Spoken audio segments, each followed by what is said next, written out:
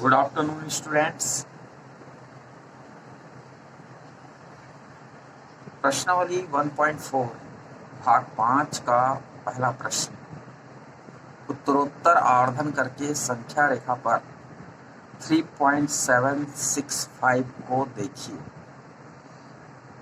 यहाँ पर आप देख रहे हैं 3.765 संख्या 3 और 4 के बीच आएगा। इसके बीच की दूरी को 3 और 4 के बीच की दूरी को यहाँ पर हम 10 बराबर भागों में बांट देंगे। तो 3.1, 3.2, 3.3, 3.4, 3.5, 3.6, 3.7, 3.8, 3.9 10 बराबर भागों में बांटने का मैं तरीका बताया था।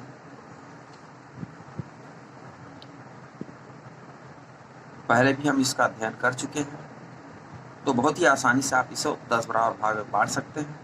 1, 2, 3, 4, 5 ये प्राकृत संख्या को वंश प्लेस पे इकाई पहले स्थान पर हम रख देते हैं। राइट से लेफ्ट की ओर जब जाते हैं तो पहले स्थान पर, तो इस तरह से किसी भी संख्या को हम 10 बराबर भाग में बांटने का तरीका जानते हैं। यहाँ पर आप देख रहे हैं 3.7 और 3.8 आपको मिलता है। तो दी गई जो संख्या है 3.765 निश्चित ही 3.7 और 3.8 के बीच में आएगा। तो इस तरह से हम आवर्धन, उत्तरोत्तर आवर्धन का मतलब उत्तरोत्तर यानी लगातार, आवर्धन यानी जूम करके बढ़ा करके दिखाना। तो नेक्स्ट टाइम हम 3.7 और 3.8 को 10 बराबर भाग में बांटते हैं। तो कैसे करेंगे? 3.7 ऑलरेडी हमारे पास है। 1, 2, 3, 4, 5 लगाते जाइए पहले स्थान पर।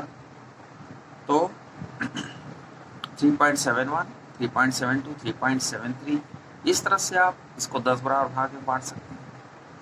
अब आप देख रहे हैं हमारी संख्या जो दी गई है वो 3.76 और 3.77 के बीच में आएगा। फिर हम 3.76 और 3.77 को 10 बराबर भाग में बांटते हैं। 3.76 को 10 बराबर भाग में कैसे बांटेंगे, और वो तरीका आपको मालूम है। 1, 2, 3, 4, 5 प्राकृत संख्या को लेकर के लिखते जाएंगे और यह 10 बराबर भागों में बढ़ जाएगा।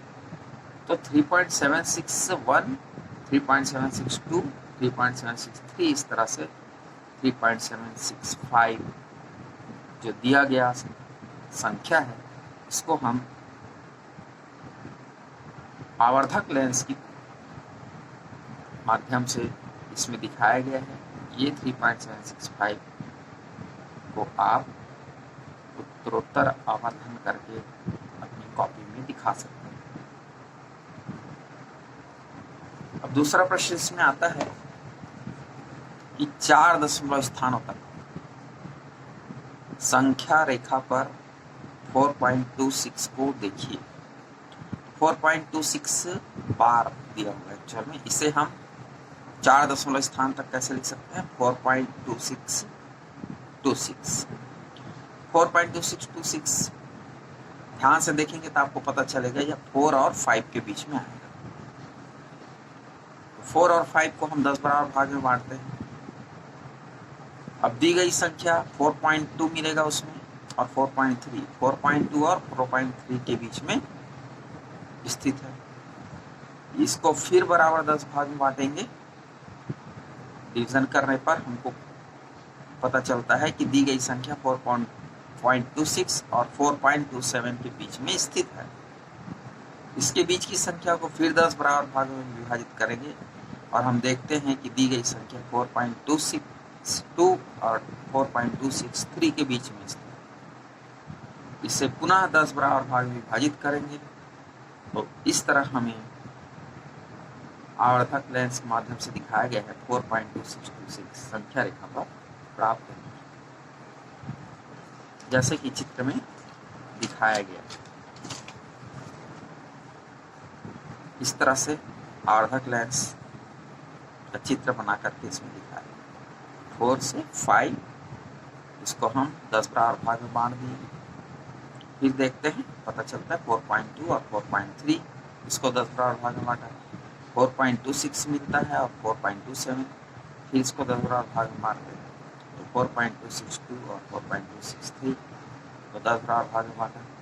और इस तरह से आवर्धक लेंस की तरह के माध्यम से हम जो दिखा रहे हैं 4.262 को 4.2626 को बहुत ही आसानी से आप कॉपी में संख्या रेखा पर दिखा सकते हैं।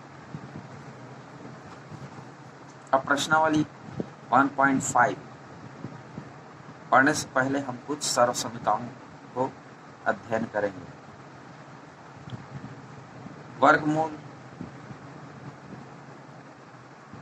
ए बी या कर्णी ए बी भी इसे पढ़ते हैं, इसका मान होता है वर्गमूल ए वर्गमूल बी। दूसरा वर्गमूल ए बटे बी को हम कैसे लिख सकते हैं, वर्गमूल ए बटे वर्गमूल बी।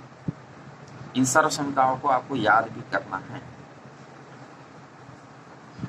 तीसरा सर्व समीकरण है वर्गमूल ए धन वर्गमूल बी और दूसरे कोष्टक में वर्गमूल ए ऋण वर्गमूल बी। तो वास्तव में क्या हो जाता है, ये ए माइनस बी के बराबर हो जाता है।